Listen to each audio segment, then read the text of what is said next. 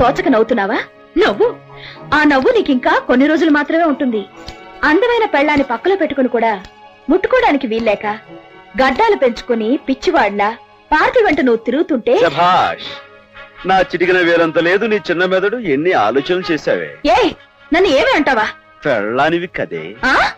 నువ్వు అన్నట్టుగా ద్విపాత్రాభినయం కాదు, తల్లిని సంతోష పెట్టే కొడుగ్గా, కార్మికుల కష్టాలు కన్నీళ్లు తుడిచే యూనియన్ లీడర్ గా, అహంకారపు పెళ్ళానికి అర్ధాంగి అర్థం తెలిసొచ్చేలా చేసే ఘరానా మొగుడిగా త్రిపాత్రాభినయం చేస్తాను. అగా నువ్వు చెప్పింది నేను విన్నప్పుడు నేను చెప్పేది పూర్తిగా వినాలిగా. ఇంకేమన్నావు? నీ అందం చూసి నేను గెడ్డాలు పెంచుకుంటానన్నా.